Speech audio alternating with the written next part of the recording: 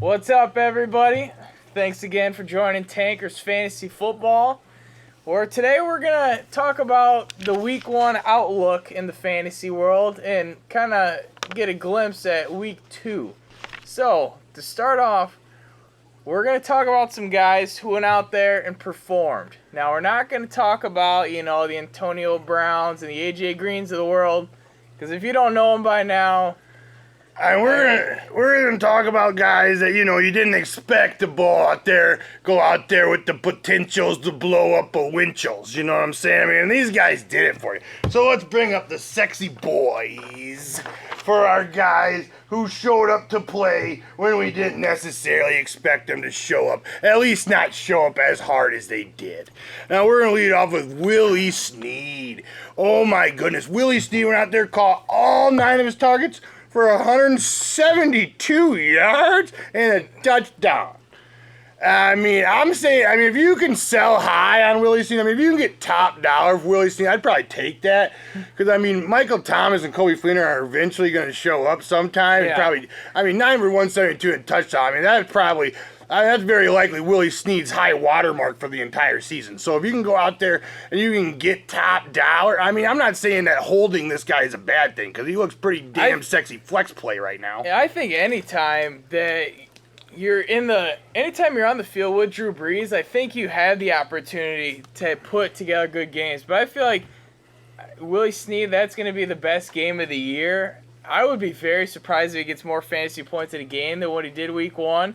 But I cannot see Kobe Fleener putting up continuous 1-catch, 6-yard games. Eventually, his targets will start getting closer to that 6-7 a game instead of the 9. Catching all 9 of your targets is what helped him blow it up like this. He's not going to catch 100% of his targets. That's a pipe dream insanity. If he can, he's more likely to roll in 5 of 9 targets than 9 of 9 targets. If you can go out there and sell high and get top shelf dollar and get a good return for a guy, like if you package Willie Snead and one of your starters in return for a serious every week sexy boy, I'd be all in on that. I really would. All right, now we're going to get a couple guys together, and that's the Eagles receivers. Who saw this coming? I was hating on both of them going into the season, and Matthews had a very, very good touchdown catch. Even Aguilar snuck in there for some action. I know they're playing against the Cleveland Browns, but Carson Wentz looked very good out there for his first NFL start. Jordan Matthews went out there and got 14 targets. That's DeAndre Hopkins 14 targets. He only caught half of those balls. We turned him into 7 for 114 and a touchdown. Jordan Matthews. I'm a hater on the guy, and he might pull that old Week 1, Week 2, I'm the sexy boy, and then I'm a straight bum after that like he did last season. But for right now, I think it's all systems go. Especially against the Bears this week. I'm sorry, Bears. Carson Wentz could fight. He could be his favorite target there. Bradford last year, he just couldn't get much going, but Matthews could seriously be the guy that Wentz just falls in love with.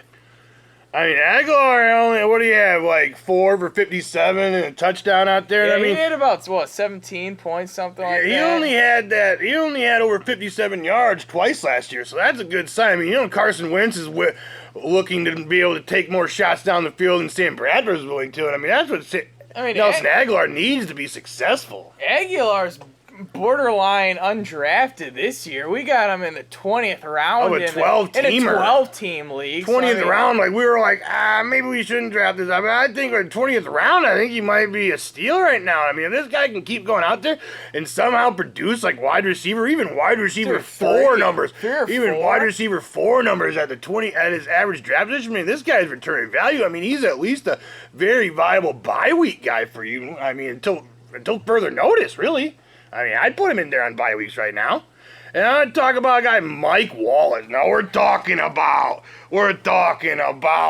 the urn, the power of the urn out there on Mike Wallace. 100 total yards and a touchdowns. When was the last time we saw Mike Wallace out there doing that? The power of the urn resurrected this bum. And I'm not saying this is going to continue to happen, because I really don't think it does. I don't think it's gonna. But if you somehow, magically, crystal ball Mike Wallace in your lineup for Week 1, you received the power of the urn. You really did. 1 touchdown in the last 2 seasons combined, and he gets you a deep one out there. I mean, it was, oh, my Undertaker, and it really was. When we were watching it live, we were like, who is this? Is that Kamir Aiken out there? And it might be Perriman blowing it up, and when we see Michael Wallace and you started Mike Wallace. I mean, you ran Mike Wallace out there some magical way. I don't know how you did it, but if you did, that big touchdown you had, I mean, I don't even know how you didn't bust out in the Paul Bear. Oh, yes. I mean, I don't see how you couldn't have. If anyone is offering you anything for Mike Wallace, I'll probably take the deal. I would take it right now. I mean, I'd go all systems go on. I mean, if you can sell high on Mike Wallace and get anything for him, I mean, I'd probably be down. I mean, I don't know. I just don't believe in him whatsoever. And another 2 guys, Lions running backs, showed up to play on Sunday. I mean, my goodness. They both looked awesome. 2 top 7 running backs so far after week 1. 2 top 7 PPR backs but after both, week 1. Both of them running the ball, catching the ball, looking explosive. It is ridiculous. I mean, they were both used very frequently. I mean, Abdullah was catching the ball too. It wasn't just a Theo Riddick show. Abdullah caught 5 of his own balls out there. I mean, if they can keep doing this, I know it was against the Desolation Row, that is the Indianapolis Colts, but my goodness, it was terrible. And Riddick running the ball in for a touchdown. Like, I didn't even know that was possible. He had 80 balls last year. I didn't even think he ran the ball. It was incredible. I mean, I don't know if these guys aren't going to both finish top 10 in the season, but this was a sign of something. I mean, Abdullah looks spry. I mean, Reddick looked very efficient out there. I mean, if this continued to happen, I mean, they could easily both be flex plays from here on out for you. I don't see why they couldn't be. Seriously, I mean, I'm not down on these guys at all. Like, I'm not saying this is smoke and mirrors. I mean, this might be something that could return value. And I think, especially Abdullah, I mean, they drafted Abdullah last year, and I think if for some reason, injury happens, I think Abdullah could be borderline, a very, very good RB2 out there. Yeah. I know who got next. We got like Spencer Ware. I mean, I know people are expecting things, but they didn't expect what they got. I tell you that. Yeah, we both said he's got to be the play of the week in DraftKings in week 1, but I don't think either one of us expected over 100 yards points. receiving. Over 100 yards receiving, and he still only played the same amount of snaps as Charkandrick West. They both had 34 snaps, but it was like they were just using Charkandrick West as a blocking back. I mean, he over doubled Charkandrick West in touches, even though they had the same amount of snaps. I mean, if they still go in the same amount of snaps week 2, I'd be very surprised. I mean, Andy Reid, what are you doing? I mean, if you're a Jamal Charles owner, I've got him in a keeper league, and I'll tell you what, I am scared to death of having Jamal Charles on my roster. There's reports that if he continues to play solid, he can become the workhorse back there. I mean, Jamal Charles might get turned into a third down back, kind of like when old bum Thomas Jones is out there grinding for 3 yards a carry for some reason. I mean, if they're willing to give Jamal Charles was getting the bones to the likes of Thomas Jones. I mean, it could happen again with Spencer Ware. I don't see why not. Jamal Charles coming off his second ACL. He's almost 30. Ware last year, I know it was a small sample size, but Ware still had like 5.6 yards a carry last year. He looked good. And then this year, obviously starting off strong. If he continues, Charles owners can be very scared. I mean, if they're going to involve Ware in the pass game, I mean, he caught like as many balls as he did all last season this week. In 1 week. I mean, if they're going to keep involving in these passes, I mean, Alex Smith just loves dumping them balls off. He does. And if they're going to keep doing that, if this guy's going to keep seeing like 4, 5, 6 catches a game, I mean, at least until Jamal Charles gets back, this guy's all systems go, RB1, I mean, all day.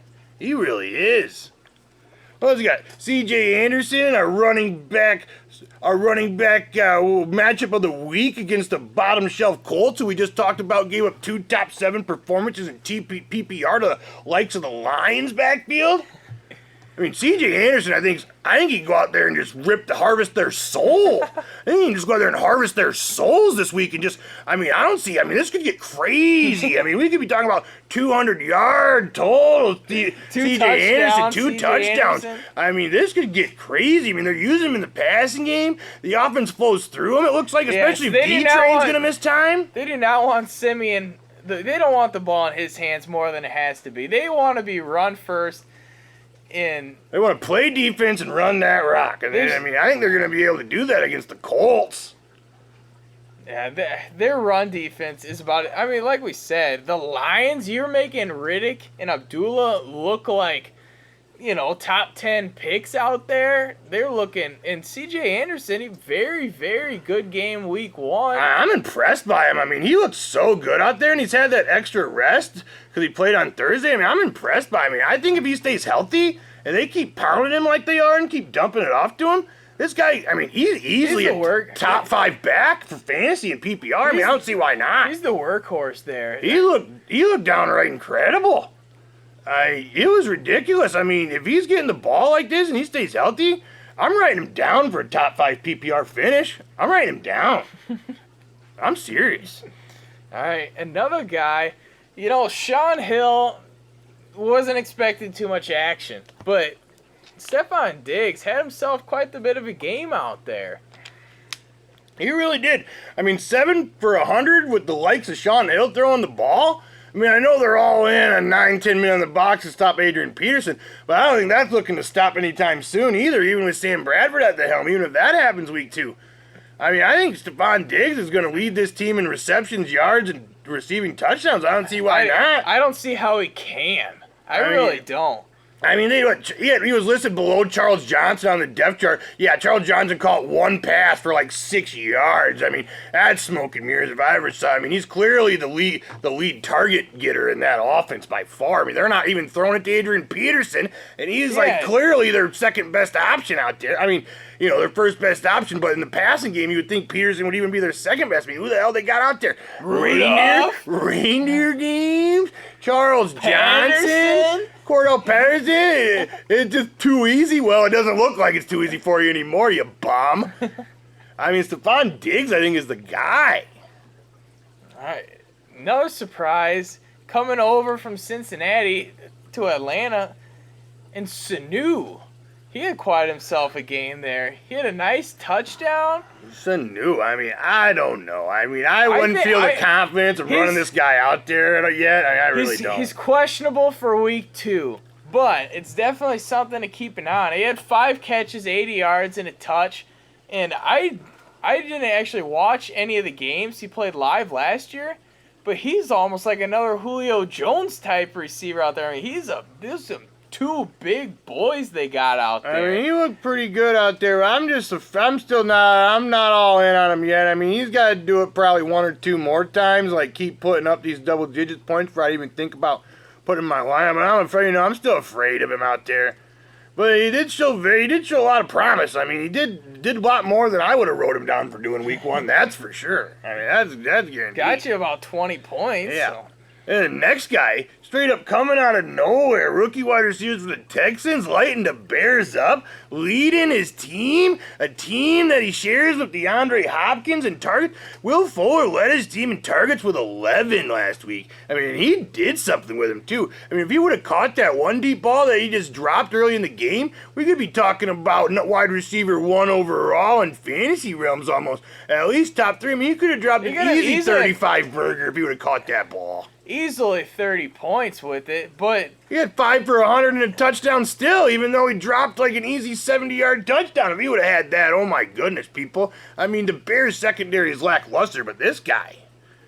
They drafted him in the first round. He was kind of, the guy to take the top off the defense, which obviously shown that he can with that speed.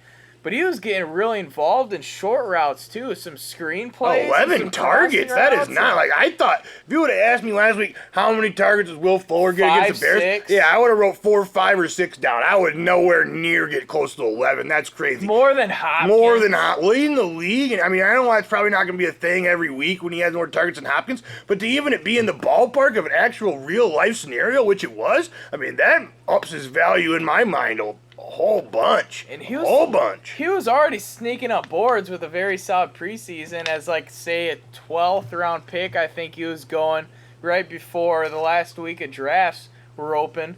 But this is a guy, if he continues to do this, he's a solid flex player all year. Oh, yeah. If he continues to get at least like 7 or 8 targets a game, I mean, he's easy a solid flex player all year. I mean, who are they throwing it to? I mean, they ain't got nobody at tight end. Jalen Strong is like an illusion of grandeur. And, I mean, they're going to dump it off to Lamar Miller a few times, but, I mean, they can't throw it to Hopkins every single time. I mean, this guy's going to be the second in targets on his team. He's going to return fantasy value. He really is. Now, let's get down to them not so good guys. Let's bring out them turd burglars. Them guys that went out there and just pooped it for you. I'm gonna put up a big poop sign for these bums. I love it. Oh, let's get into it. Adrian Peterson. Now, we let him have it in the NFC North. Oh, we gave him the golden shovel. Talked about he almost had as many points per touch as bums like Isaiah Crowell. And he went out... same amount as who was it, Darren McFadden out there? Darren McFadden had the same points per touch as Darren McFadden did last year. And he went out there and he didn't make me change my mind at all because he went out there and went 19 carries for 31 yards. And 0 catches. That's not even 2 yards a carry. That's not even close to 2 yards a carry. I mean, this is terrible. I mean, if the guy's not going to be involved in the pass game and in 0 catches is pretty much saying he's not really. I mean, the guy's only had like 40 catches like once or twice in his career anyway. But I mean, Jesus. I mean, if you're like the sexy boy Adrian Peterson, if you're supposed to be like this unstoppable force, there's no reason why 19 carries for 31 yards should even happen. And I don't care if you're playing 1 versus 11. 19 carries for 31 yards for a guy who's supposed to be the caliber of Adrian Peterson, you should be able to get better than that with 1 versus 11. It's not like 10-man boxes, 10-man boxes or anything new for him.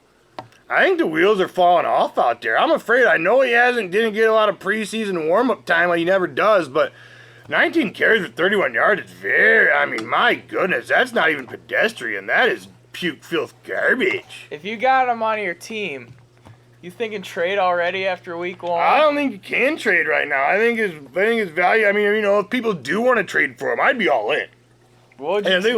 Would you take like a C.J. Anderson for him? Oh, straight up? Oh, all day long. Especially, no, we're talking about redraft. I was about to say redraft, but even Dynasty at this point. C.J. Anderson plays the whole season, and Adrian Peterson plays the whole season. C.J. Anderson is going to finish higher than him on the running back list. I'm putting money on that right now. I'm serious. That's a hot take, and that's reality. But that's what's going down here, people. Another first-round back, another guy who's seen 10 guys in the box, Todd Gurley. 17 carries, 47 yards. He had a catch, and it was for -5 yards. -5 yards. So if you're not in PPR, his catch actually hurt you. And he actually went out there, it hurt you out there. It's insane. I know, like I said, it's good to have the best player on a bad football team, but it comes to a point where this football team team might just be too bad. It's ridiculous. They respect nothing. Like, they're going to force Case Keenum to beat him, and I don't see why you wouldn't, and I don't think he can. Like, if you're going to say, like, who are you going to pick to be, like, make Case Keenum, Kenny Britt, and Tavon Austin beat you. Make them do it. Because I'd put 9-10 in the box every time against 11 in there. Sneak up did 11. We even got 12 men in the field somehow. We're going to shut up. We got 12 men in the box on them. The streaker that game was so boring. They actually called the streak. Or he wasn't a streaker. He just removed his shirt and ran around like a drunk buffoon. But they did call it. Usually they ignore it, and the NFL is smart enough to say this game is so bad. Show them the streaker. This game is so bad. We're gonna break our own rules. We're gonna show you the streaker. God damn it. We're gonna broadcast the streaker and what he's doing. That's how bad this game is. The announcer went off the chain. It was the best call he made all game. It was awesome. It was the best call he got to make all game. It really was. It was bum city out there. And I'm afraid for Todd Gurley. When is Jeff Fisher gonna be fired? I mean, what needs to be seen? I mean, this guy's been living off a Super Bowl loss. And I'm not even talking about a Super Bowl win. I'm talking about a Super Bowl loss for the last 16 seasons, since 2000. I was a sophomore in high school when Jeff Fisher lost a Super Bowl. Not won a Super Bowl, when Jeff Fisher lost a Super Bowl. He's been riding Steve McNair what Eddie George did 16 years ago. I mean, my goodness, who did they beat out to get to that Super Bowl that year? The Music City Miracle. They beat out the Doug Flutie, Rob Johnson, Buffalo Bills. I mean, my goodness, those guys are dinosaurs. This was the year before Tom Brady. Tom Brady even won his first Super Bowl the year after. Jeff Fisher lost the Super Bowl that made Jeff Fisher's career. He lost the Super Bowl that made his career. Oh my goodness, it's filth. He's on his way to being the most losingest coach of all time. What needs to be seen? Everybody needs to be fired. What is going on with these St. Louis Rams? Seriously, how bad is that organization run? You've seen enough from Tavon Austin to say, you know what, Tavon? We're going to pay you like a number one receiver. We're going to give you $10.5 million a year. We're going to give you $25 million guaranteed to Tavon Austin. Tavon Austin's a gadget player. I know he had a lot of touchdowns last year, but so did Ted Ginn. So let's talk about, does Ted Ginn deserve $25 million guaranteed? And I'm saying absolutely not. And I know Tavon Austin's a lot younger than Ted Ginn, but oh my God. I mean, the guy does wide receiver screens and reverses. It's crazy. As many carries as catches last year. What are they doing? It's like Devin Hester on offense out there. What is happening? I mean, I know he's explosive and he can make big plays, but he's not a guy you can rely on. He's not that 3rd and 5 guy where you got to go to him to get a first down, because that's not the score. The Rams went 10 consecutive 3rd downs without converting. They failed on 10 consecutive 3rd down conversions last night. That is Desolation Row. They're selling postcards at the hanging. They're painting the passports brown, and I don't even know what that means, but they're doing it. They're doing it, and it's ridiculous. Like, I have no faith in Todd Gurley at all. Like, I am so afraid. Like, I don't own him in any league, and I am severely happy about this, because we drafted David Johnson in over a league, and I couldn't be happier. And I know David Johnson didn't look that great week 1, but he went out there and did RB1 number things, not 5.2 PPR points. I mean, my God. And that was against the Niner defense, who's not even supposed to be very good. They were the last ranked run defense last year. He went out there and got 5.2, and he's going to turn that around against the Seahawks this week? Are you going to turn? No, it's not. Those LA fans are going to boo. They're going to boo them into the tunnel at halftime. They're going to boo. They're going to be hanging Jeff Fisher dolls in the parking lot after the game. It's going to be a massacre, and I wish I could be there to see it.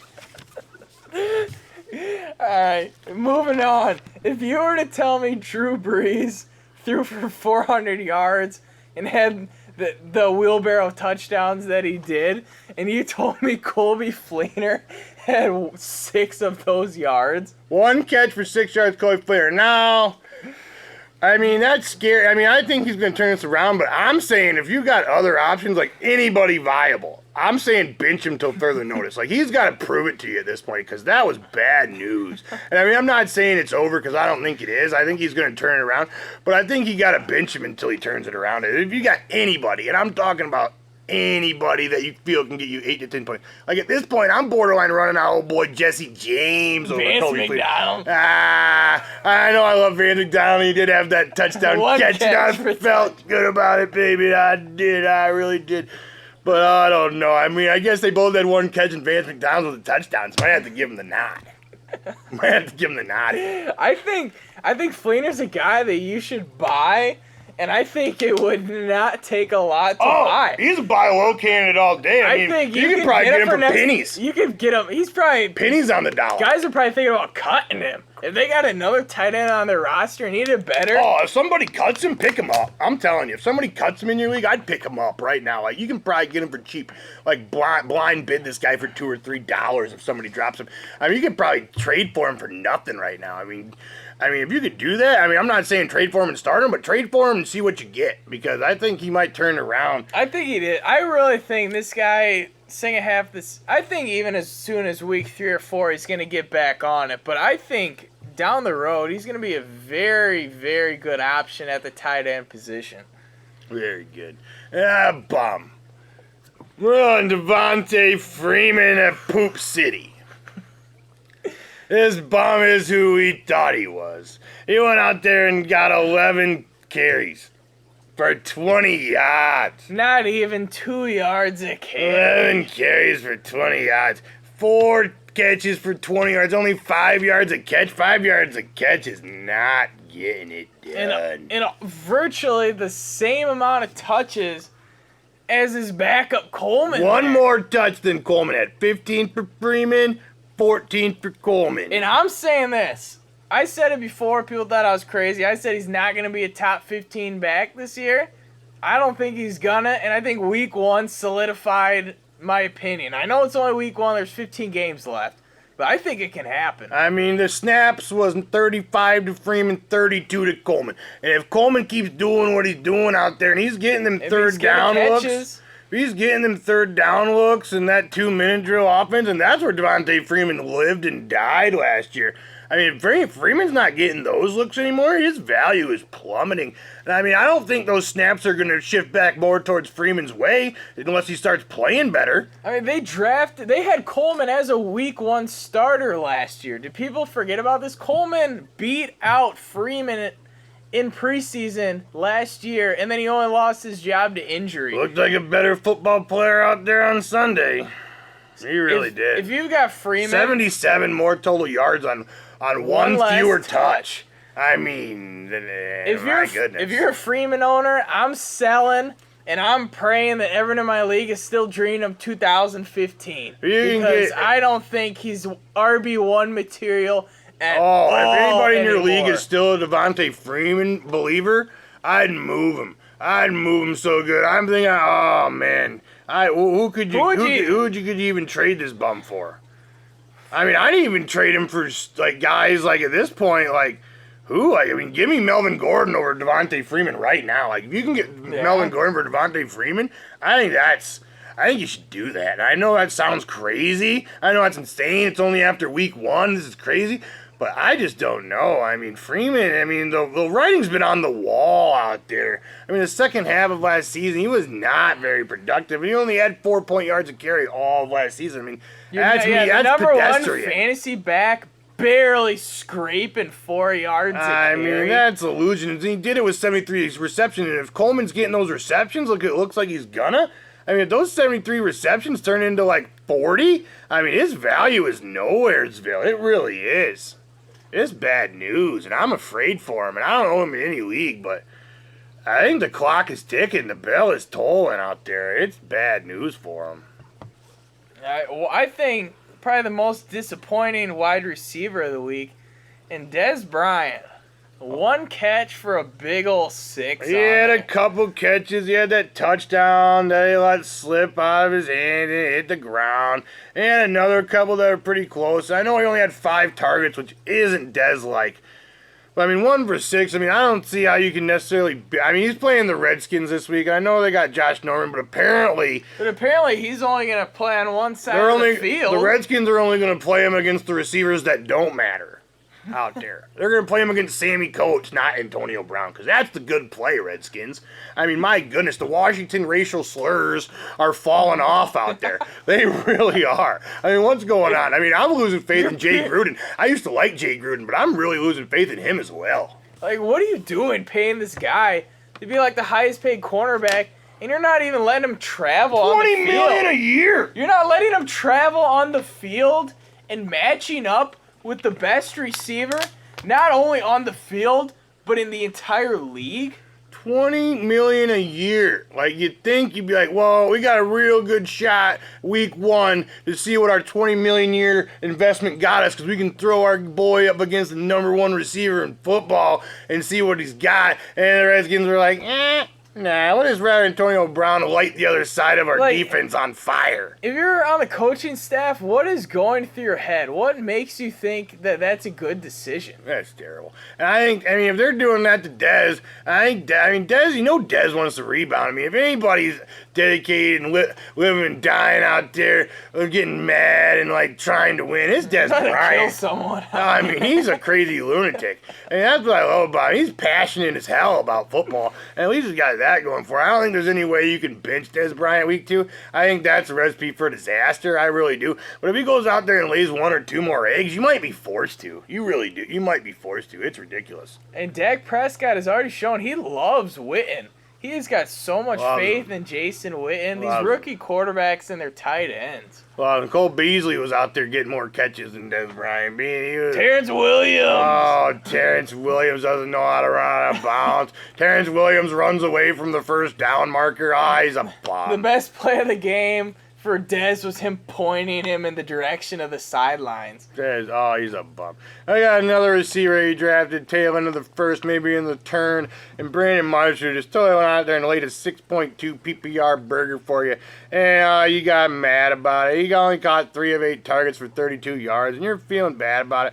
I don't know. I think Brandon Marshall will turn it around for you. Yeah, I don't think his stock's really going anywhere from where you drafted him. I think it's fine there. I mean, they still got the quarterback they had before. I know Fitzpatrick looked a little rusty, but he did miss a lot of camp. I mean, even Eric Decker he got you a touchdown, but other than that, it would have been a lost week for him, too. It just wasn't a good week for Fitzpatrick. I'd buy low on Marshall all day if given the opportunity. I really would. If you can buy low on Marshall if given the opportunity, I'd be all in on that. I really would. And we're going to hit one quarterback who kind of went out there and laid an egg for you because you thought, Russell Wilson, he didn't do terrible, but he didn't do what you wanted him to. Number 1 quarterback last year, down the stretch anyway he was, and I mean this year even week 1 against a good matchup, his offensive line just can't give him really that much time out there. He's always having to roll out and run for his life out there. They just weren't the high flying deep threat team that we saw late in the season. We didn't see much Lockett at all, who we're going to get to here in a little bit. I think Russell will turn it around for him. If his ankle quits bothering him, which might be a problem, and if he can get rid of the ankle turns into a non-factor, I don't see why any reason that Russell Wilson can't turn it around for you with the quickness. We got Corn. Now he probably had Gronk. Handcuffed him with Martellus Bennett. He felt really good about that. He probably felt great going in week 1. He said, you know what, I got Martellus Bennett. Gronk's out. He's going to be that tight end 1 all week. You felt great until you didn't. Because this guy went out there and caught 3 balls for 14 yards. 14. Oh, my goodness. Less than 5 yards a catch. I mean, he wasn't even targeted until late in the second quarter. It was awful out there. Bum City. He was blocking literally 80% of the plays, it seemed like. I mean, maybe this will turn around when Tom Brady gets back because he likes those 2 tight ends. But if it doesn't, and you drafted Martellus Bennett as your tight end 1, this might be a very bad thing for you. This might turn into a disaster. I mean, if it doesn't turn around when Tom Brady gets back, because Gronk's coming back. I mean, if he can't do it without Gronk there, how's he going to do it with Gronk there? I mean, I know Gronk be taking coverage, but whatever. I mean, Martellus Bennett might be good for a touchdown here or there, but if he's really not going to try to get you more than 5 yards a catch, I mean, that's pretty gross. But 5 yards a catch is a lot better than 0 yards for 0 catches. Gary Barnidge. And that's who Barnidge gave you. Josh McCown, though. Josh McCown. He might be the savior. It's the best thing the Barnidge owner. RG3 missing 8 to 10 weeks. The best thing Barnidge owner's ever heard. It really is. RG3 has always hated tight ends. That's bad. I think McCown. Oh, you gotta love that if you're a Barnidge guy. Oh, it's your savior. Barnidge is for some reason your tight end 1, which is bad news. I mean, RG3 going down might save your season out there for your tight end position. It really might.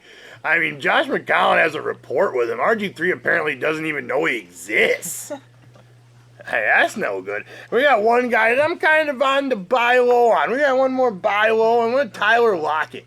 I loved this guy going into drafts here. He still had 8 targets last week. I mean, Javon Curse was listed above him on the depth chart, but he had a few more targets than Curse did. I mean, he only turned that into 3 receptions for 17 yards, which is very bad.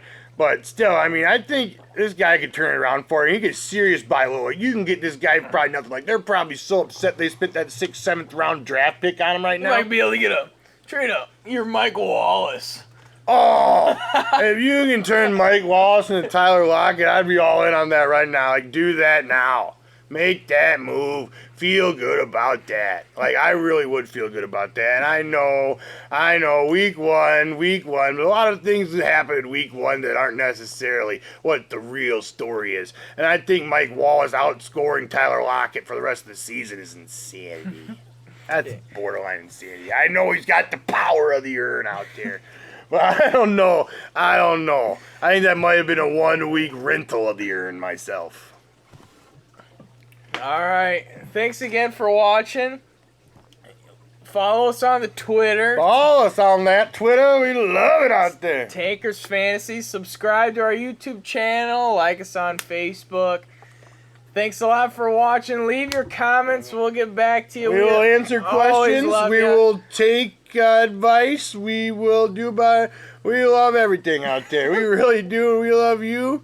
I mean, hope you love us too. You know what I'm saying? If you love me, and I hope you do, or if you love me, I guess I gotta love you too. You know what I'm saying? We're all in on it. You love Old Man Jenkins. Old Man Jenkins. Got Coco Beware on the scene. All right, let's do it. Live action. See you next time. See you later.